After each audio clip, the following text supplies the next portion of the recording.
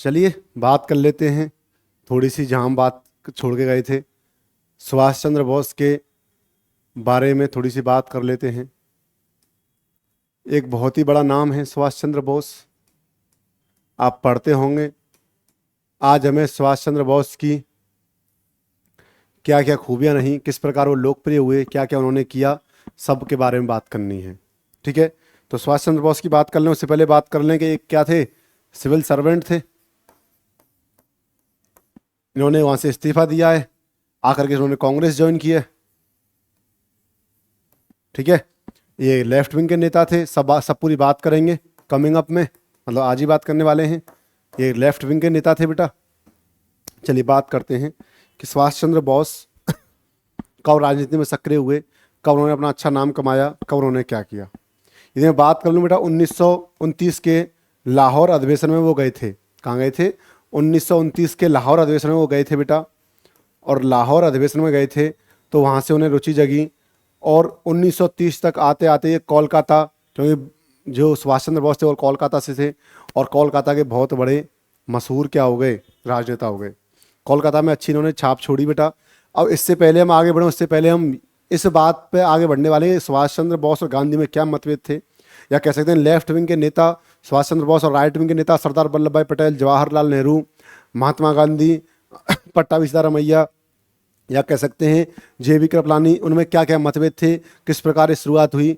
तो कहीं ना कहीं एक शुरुआत ये भी मानी जाती है बेटा, यदि आप देखोगे तो आपके सामने एक इंसान का फोटो है। ये है बेटा कौन? सरदार वल्लभ भाई पटेल के बड़े भाई विट्ठल भाई पटेल। कौन है ये? सरदार वल्लभ भाई पटेल के बड़े भाई हैं कौन? विट्ठल भाई पटेल। तो क्या हुआ कि सरदार वल्लभ भाई पटेल के बड़े भाई विट्ठल भाई पटेल 1933 में यूरोप में इनकी क्या हो जाती है, डेथ हो जाती है, मृत्यु हो जाती है 22 अक्टूबर 1933 को। तो ये अपनी ज़मीन का 3/4वां हिस्सा किसको देते हैं? बॉस को दे जाते हैं, कुछ प्रोग्राम्स या कुछ मूवमेंट चलाने के लिए, जो कि यूरोप में हिंदुस्तान के लिए क्या चला रहे हैं, हिंदुओं के लिए मूवमेंट चला रहे हैं, आंदोलन चला रहे हैं। तो ये इसलिए उनको फंड दे जाते हैं, अपनी अपनी जितनी प्रॉपर्टी उसका कितना 3/4 हिस्सा दे जाते हैं। ठीक है, तो चूंकि भाई किसके, सरदार वल्लभ भाई पटेल के, पैसा दिया है किसको? सुभाष चंद्र बोस को। अच्छा, ये जो मैं आपको बता रहा हूँ ये कोई आंदोलन नहीं है, एक छोटा सा वो है जिससे कि भविष्य में आपके जानकारी हो जाएगी भविष्य में किस प्रकार से सुभाष चंद्र बोस और राइट विंग के नेताओं के बीच बहस हुई, या उनकी आइडियोलॉजी कैसे क्रैश हुई, उस प्रकार से। अच्छा, पहले मैं आपको एक बात क्लियर कर दूं कि ऐसा नहीं कि इनके बीच लड़ाई हुई, कि कोई गोली चली होंगी या कुछ डंडे चले होंगे या थप्पड़ वप्पड़ मारे होंगे, ऐसा कुछ नहीं था। केवल आइडियोलॉजी क्रैश थे। सुभाष चंद्र बोस कुछ मानते थे और गांधी कुछ मानते थे। सुभाष चंद्र बोस चाहते थे कि हिंसा रूप से आज़ादी मिले, और गांधी जी चाहते थे अहिंसात्मक रूप से आज़ादी मिले। तो सुभाष चंद्र बोस को कह सकते हैं लेफ्ट विंग का नेता, और महात्मा गांधी को कह सकते हैं राइट विंग का नेता। जिसमें राइट विंग में खासकर सीनियर लोग आते थे, युवा जो थे वो कहाँ थे? लेफ्ट विंग में आते थे। तो युवाओं का लीडर कौन था? सुभाष चंद्र बोस थे। ठीक है, तो उन्होंने अपना जो प्रॉपर्टी का विट्ठल भाई पटेल ने हिस्सा था 3/4, वो सुभाष चंद्र बोस को दे दिया। और अब उनको ये हिस्सा दिया, उसके बाद सरदार वल्लभ भाई पटेल ने क्या किया? कोर्ट में केस कर दिया कि भाई ये जो हिस्सा है वो सुभाष चंद्र बोस को कैसे दिया जा सकता है, जब सुभाष चंद्र बोस ना उनके बेटे हैं, ना उनका कोई वो है कि उन्होंने उसको गोद लिया हो, किस प्रकार से दिया था। तो कोर्ट ने डिसाइड किया कि ये पैसा जो है वो सुभाष चंद्र बोस को नहीं दिया जाएगा। तो ये पैसा सरदार वल्लभ भाई पटेल को दिया, और सरदार वल्लभ भाई पटेल ने विट्ठल भाई पटेल मेमोरियल ट्रस्ट की क्या की? स्थापना की।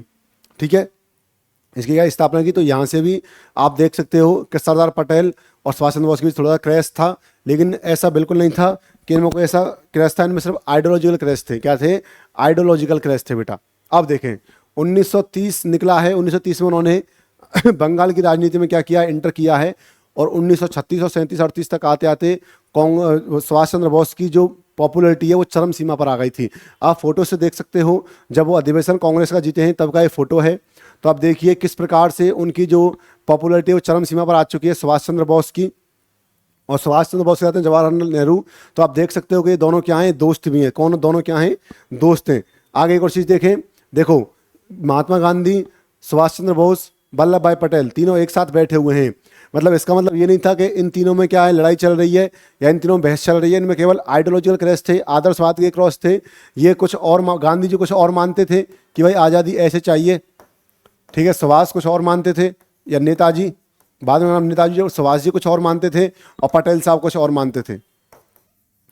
ठीक है। पटेल क्या कहते हैं, पटेल और गांधी एक ही प्रकार के नेता थे, राइट विंग के नेता थे।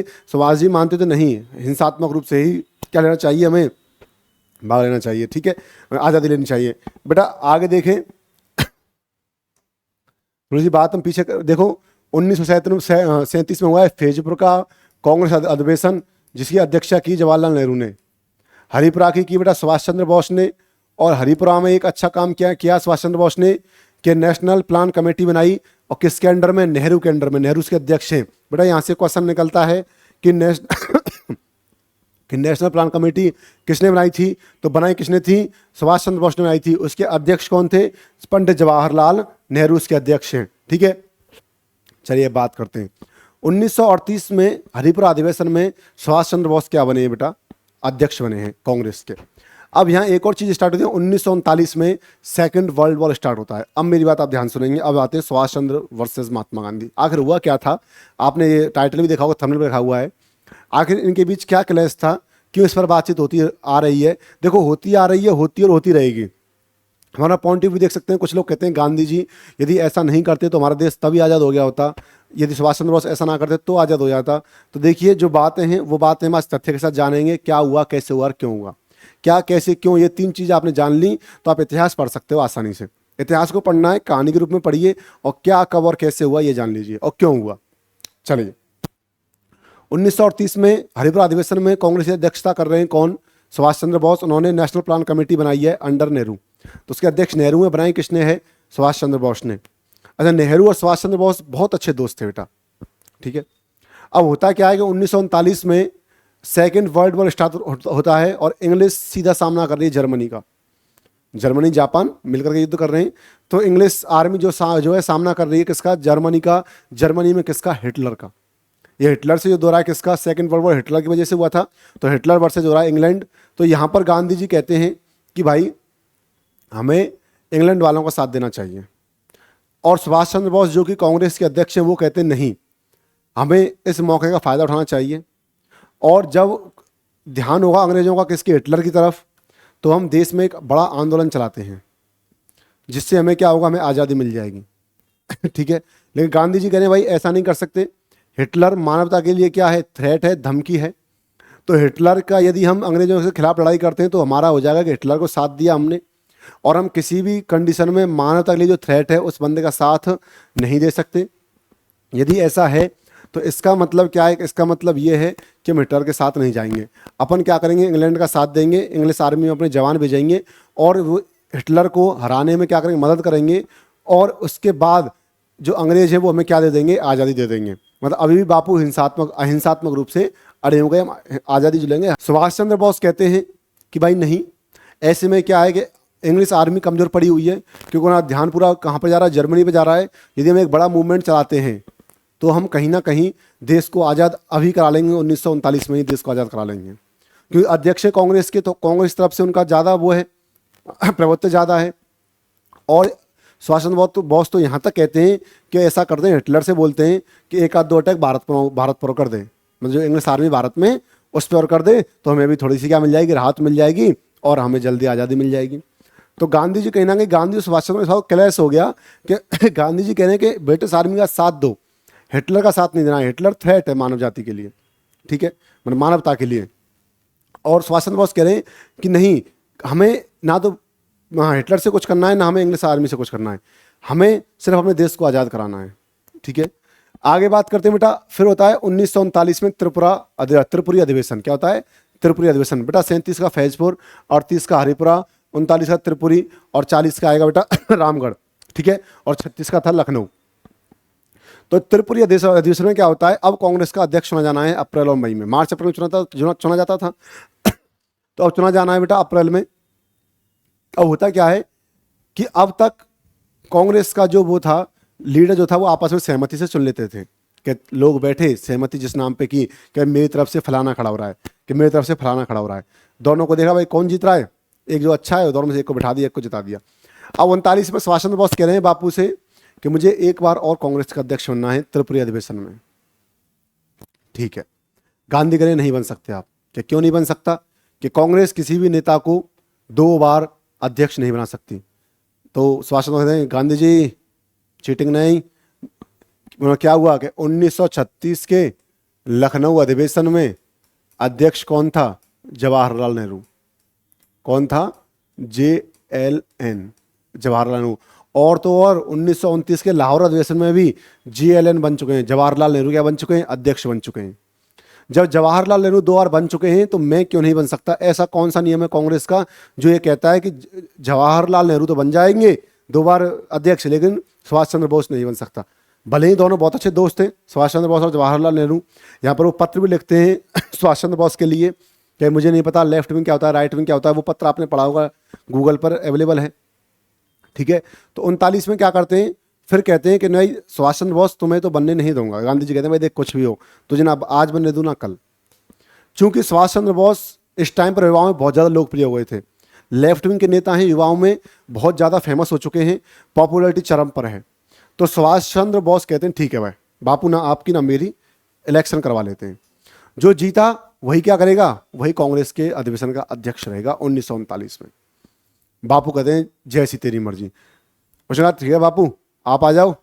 तो वो खुले में ही बापू को कहता है, चुनौती देता। बापू कहते हैं बेटा अभी तेरे इतने बस की नहीं है, अभी रुक जा। अभी तो यदि मैं किसी पत्थर को खड़ा कर दूंगा ना तेरे सामने तो वो जीत जाएगा। तो बापू कहते हैं अभी मैं खड़ा हूँ, इतनी अभी क्या नहीं है, इतनी ज़रूरत नहीं पड़ी है। तो गांधी जी क्या करते हैं? गांधी जी सबसे पहले कहते हैं मौलाना अबुल कलाम आज़ाद से कि भाई आइए बॉस के सामने खड़े होइए, क्योंकि बॉस भी कलकत्ता से हैं और मौलाना अबुल कलाम आज़ाद भी कलकत्ता से हैं। तो मौलाना अबुल कलाम आज़ाद कोई ना कोई बहाना बनाते हैं कि बापू अपने को एक नई कोचिंग खोलनी है जहाँ पर दिलीप सर को बुलाना है पढ़ाने के लिए, तो दिलीप सर से अपॉइंटमेंट लेना है, तो वहाँ मैं बिजी हूँ। ऐसा है क्या है, बहाना बनाते हैं और बना कर देते हैं, क्योंकि उन्हें पता है कि सुभाष चंद्र बोस से टक्कर लेना उस समय पर बिल्कुल भी पॉसिबल नहीं है। ठीक है, क्योंकि सुभाष चंद्र बोस चरम सीमा पर हैं, अपनी पॉपुलैरिटी की उस सीमा पर हैं जहाँ जा कर के ये मान लो कि पॉपुलैरिटी ख़त्म ही हो जाती है, उस प्रकार की चरम पे हैं। फिर कहते हैं वो जवाहरलाल नेहरू से, तो जवाहरलाल नेहरू भी कुछ बहाना बना के मना कर देते हैं, क्योंकि उन्हें पता है कि सुभाष चंद्र बोस से सीधा सीधा हार जाना है। फिर नेहरू ये भी कहते हैं बापू कल परसों तो बना हूँ, लखनऊ में बना हूँ, फैजपुर में बना हूँ, लाहौर में मैंने की है, बापू अब मेरे बस की नहीं है और मुझे थोड़े काम भी देखने हैं, घर के भी काम होते हैं, तुम्हें पता है घर की दाल वाल लानी होती है, तो मेरे पास ये काम नहीं होंगे मेरे से। ठीक है, तो बापू फिर देखते हैं किसी और की पटेल की ओर देखते हैं, पटेल भी मना कर देते हैं कि पटेल को भी पता है कि भाई बॉस से पंगा लेना वो नहीं है। फिर देखते हैं राजगोपालाचारी की ओर, तो राजगोपालाचारी अपनी बढ़ती उम्र का बहाना बनाते हैं, लेकिन गांधी जी सब समझ रहे थे कि क्यों नहीं आना चाहते, क्योंकि सुभाष चंद्र बोस को डायरेक्ट चुनौती देना किसी के बस की नहीं थी। उस टाइम पर पॉपुलैरिटी की चरम सीमा पर है सुभाष चंद्र बोस, और कोई भी उनके सामने टिक पाए ऐसा कोई नहीं था। तो एक भीड़ में एक बंदा खड़ा होता है, पट्टाभी सीतारामैया। कौन खड़ा होता है बेटा? पट्टाभी सीतारामैया। पट्टाभी सीतारामैया एक बहुत अच्छे नेता थे, आंध्र प्रदेश के नेता हैं पट्टाभी सीतारामैया। आप देखते हो आज भी आप आंध्रा बैंक है, उस आंध्रा बैंक की स्थापना भी किसने की थी? पट्टाभी सीतारामैया ने की थी। एमपी के आज़ादी में एमपी के गवर्नर भी रहे थे, आज़ादी के बाद मध्य प्रदेश के क्या रहे थे? गवर्नर भी रहे थे। तो डॉक्टर थे, बाद में पॉलिटिक्स में आए बहुत अच्छी पॉलिटिक्स में इनका नाम भी था। तो एक भीड़ में पट्टाभी सीतारामैया सबसे पीछे बैठे हैं और गांधी जी कहते हैं पट्टाभी सीतारामैया आ जाओ, और फिर नारे लगते हैं कि हमारा नेता कैसा हो, पट्टाभी सीतारामैया जैसा हो। तो पट्टाभी सीतारामैया कहीं ना कहीं मन में कहता होगा अरे बापू क्यों मरवा दिया मुझे, क्या क्या दिक्कत थी, किसी और से कह देते, मुझे क्यों मरवाया।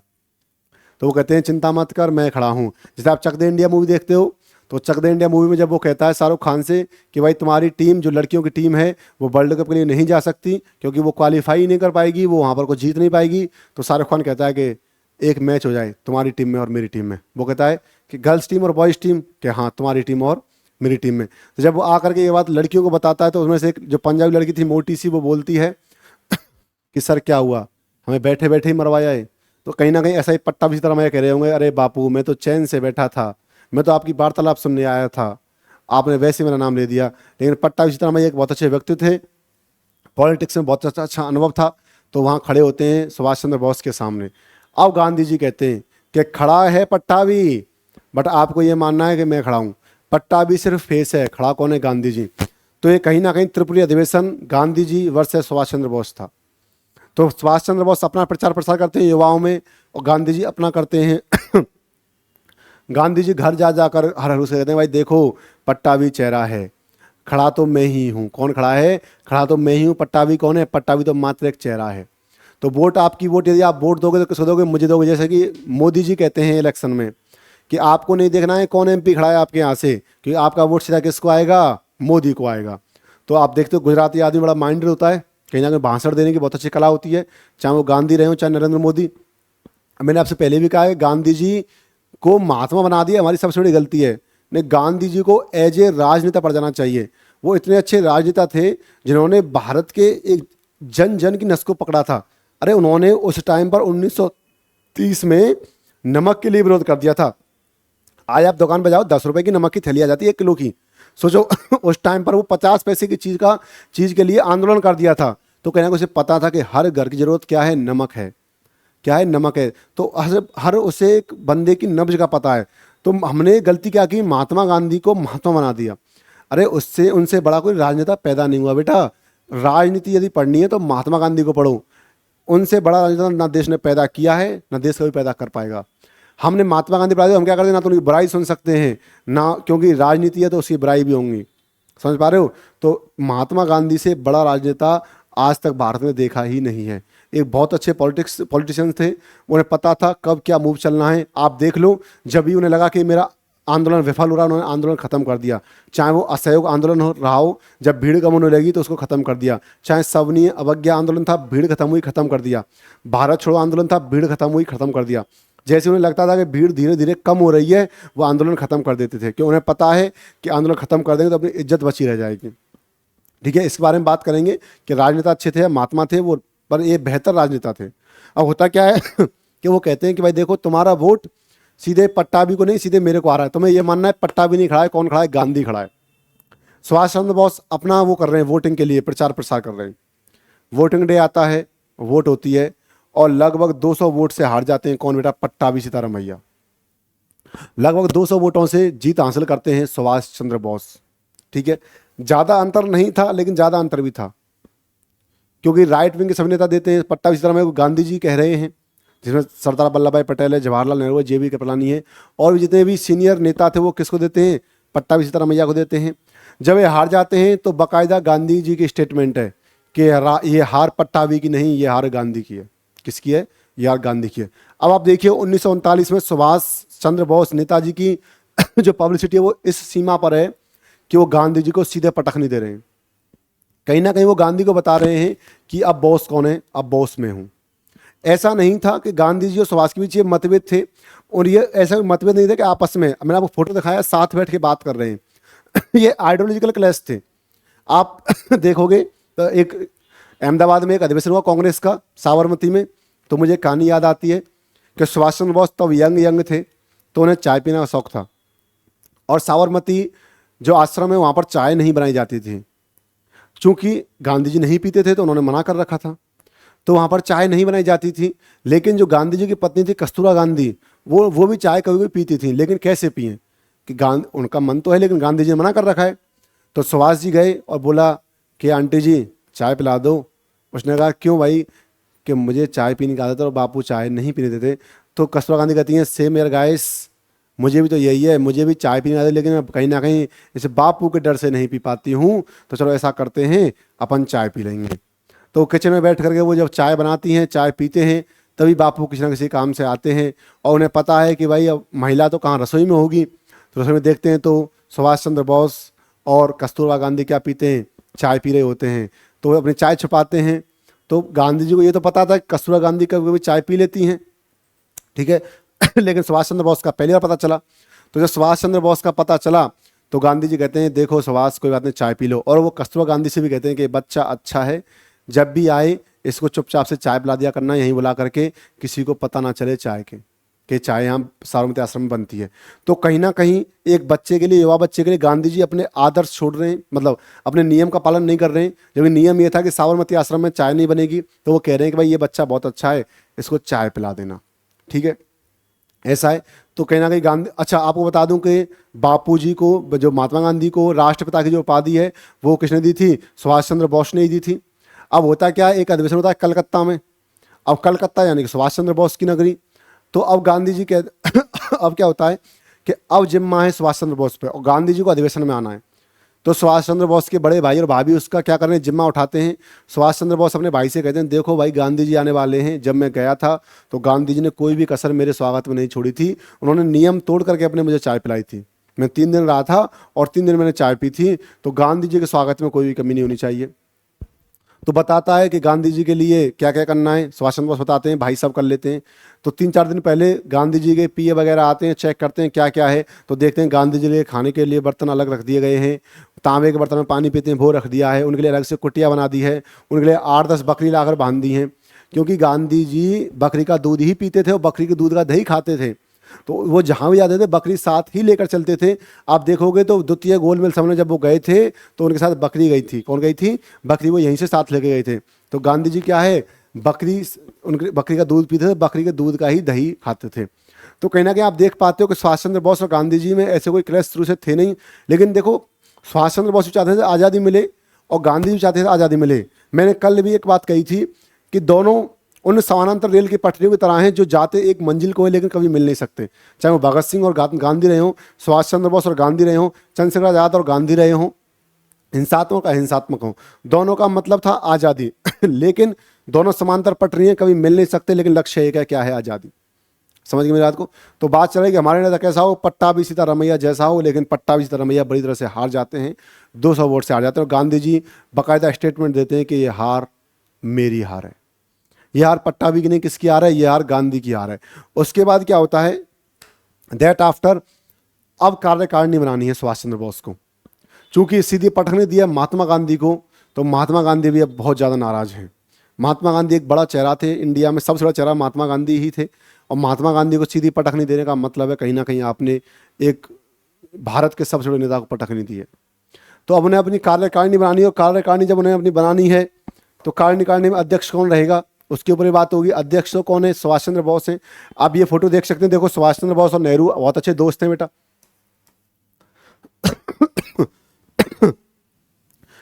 अब वर्किंग कमेटी बनेगी बेटा, देखो जैसे मोदी जी पीएम बने तो अपने विभाग बांटते हैं, वो कभी कोई किसी को विभाग दिया, कभी किसी को कोई विभाग दिया, कोई विभाग दिया।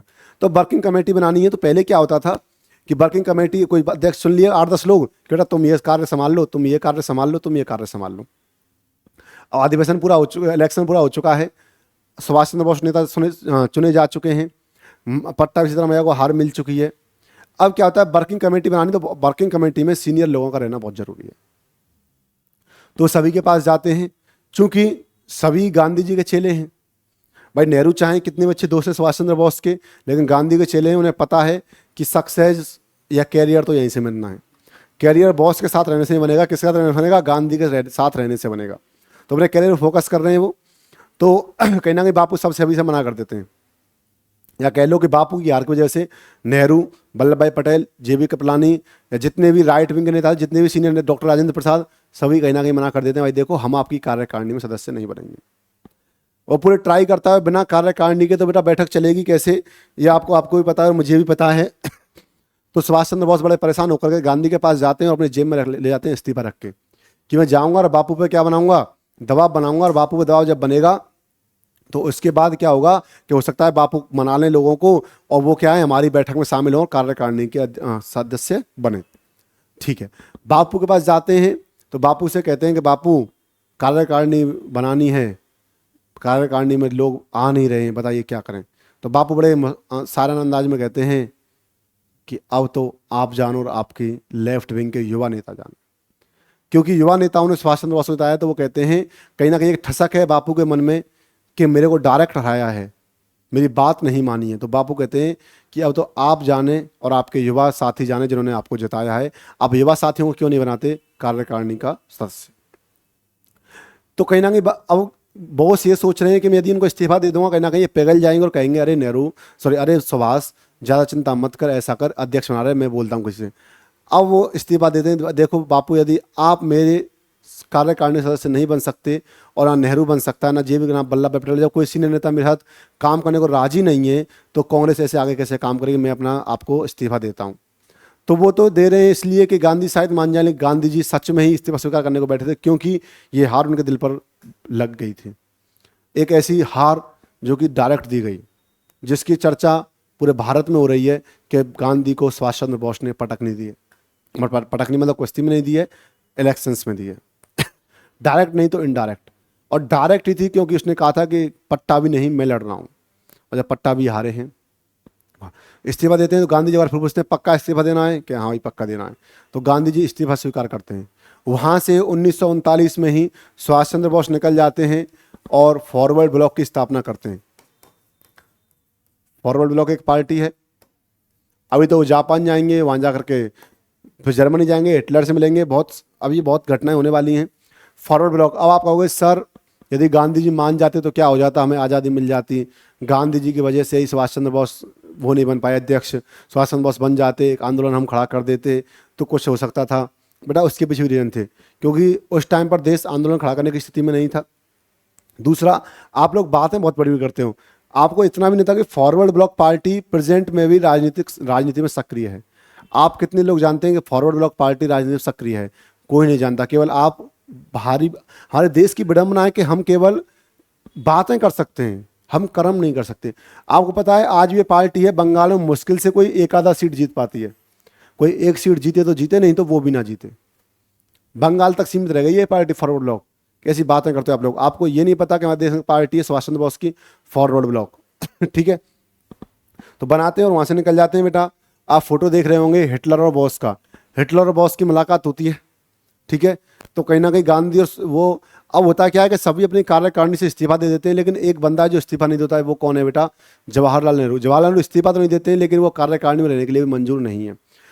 और वो पत्र भी लिखते हैं, पत्र भी आपके पास है, देखो स्वास्थ्य मुझे नहीं पता राइट विंग लेफ्ट विंग क्या होता है, हम तो साथ मिलकर के देश को चलाना चाहते हैं, आप कांग्रेस के अध्यक्ष हैं, आप ऐसे नहीं कर सकते, आप डायरेक्ट ही हिटलर के साथ देने के लिए प्रमोट नहीं कर सकते, और आप सीधे बयानबाजी कर रहे हो राइट विंग्स के या सीनियर नेताओं के खिलाफ बयानबाजी आप नहीं कर सकते, क्योंकि बयानबाजी चालू हो गई थी। जो सीनियर नेता हैं वो सुभाष के खिलाफ बयानबाजी कर रहे हैं, जो सुभाष हैं वो सीनियर नेताओं के खिलाफ बयानबाजी, यहाँ तक कि वो ये भी कह रहे हैं कि महात्मा गांधी की आइडियोलॉजी पर चल करके देश को आज़ादी नहीं मिल सकती। ठीक है, यहाँ तक बात बढ़ी है। तो वो जाकर के हिटलर से मिलते हैं। बेटा ये भी एक कहानी है कि वो हिटलर से मिलते हैं। हिटलर, आपको पता है हिटलर के बहुत ज़्यादा रूप थे, मतलब हिटलर अपने डुप्लीकेट बहुत रखता था। क्या रखता था? अपने डुप्लीकेट्स बहुत रखता था। तो जब बॉस उनसे मिलने जाते हैं तो हर बार हिटलर अपने डुप्लीकेट भेजता है। ये कहानी है, ये मैंने सुनी है, मैं आपको सुना रहा हूँ। तो हर बार अपने डुप्लीकेट भेजता है, लेकिन बॉस हर बार डुप्लीकेट को पहचान लेते हैं। हिटलर कभी भी पर्सनली किसी से मिलता ही नहीं था, अपने डुप्लीकेट्स भेजता था और जो बात होती थी वो डन करता था। ठीक है, तो 55 वो थे उसके डुप्लीकेट्स सुभाष से मिलने आए, और सुभाष चंद्र बोस ने 55 बार हिटलर को पहचान लिया कि तुम नहीं हो, हिटलर को भेजो।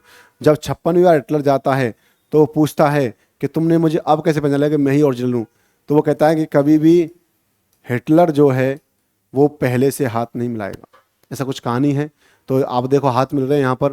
तो हमेशा जो भी हिटलर आ रहा है वो पहले से हाथ मिलाने के आगे बढ़ाता है और बोलता है कि सुभाष चंद्र बोस से हाथ मिलाने के लिए हिटलर को आना ही पड़ेगा।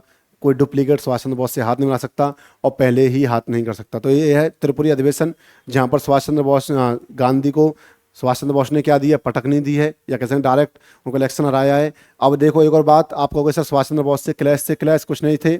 1947 में जब भारत के दो टुकड़े हो रहे हैं, बंगाल में हिंदू और मुसलमान आपस में लड़ रहे हैं, तो गांधी जी वहाँ पर जाते हैं और कलकत्ता में कहते हैं कि आज यदि आज सुभाष होता तो मेरे साथ, तो कहीं ना कहीं मैं इन दंगों को बहुत ज़्यादा काबू में कर चुका होता।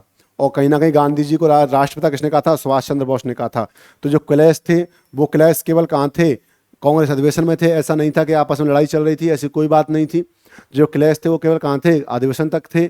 आगे बात होती है तो गांधी जी को राष्ट्रपिता भी कहा जाता है और सुभाष चंद्र बोस को एक अच्छा नेता भी कहते हैं। गांधी जी 45 मिनट की डेथ हो गई थी, उसके बारे में बात करेंगे कि डेथ कैसे हुई। आज तक वो एक अननोन हिस्ट्री है कि डेथ हुई, हेलीकॉप्टर क्रैश हुआ कि नहीं हुआ, वो कहाँ गिरे कहाँ नहीं गिरे, आज भी जिंदा है या नहीं, वो सब एक अननोन हिस्ट्री है। उसके बारे में बात करेंगे। आज़ाद हिंद फौज का गठन किया था और देश को आज़ादी दिलाने में उनकी महत्वपूर्ण भूमिका रही थी। उनका सबसे मेन वो कौन सा था नारा? कि तुम मुझे खून दो मैं तुम्हें आज़ादी दूंगा। और एक और था इंकलाब जिंदाबाद सॉरी इंकलाब जिंदाबाद भगत सिंह का था, तुम मुझे खून दो मैं तुम्हें आज़ादी दूंगा। और दिल्ली चलो, कौन सा था? दिल्ली चलो। तो आप भी दिल्ली आइए और हमको ज्वाइन करिए, तैयारी करो मैं। ठीक है, तैयारी करो, आपके सामने नाम लिखा हुआ है, तैयारी करो। तो तैयारी करो में ज्वाइन कीजिए, दिल्ली आइए, क्योंकि सुभाष चंद्र बोस ने कहा था दिल्ली चलो। Thank you very much. फिर आपसे मुलाकात होगी अगले असहयोग आंदोलन की वीडियोज़ पर। ठीक है, थैंक यू क्लास।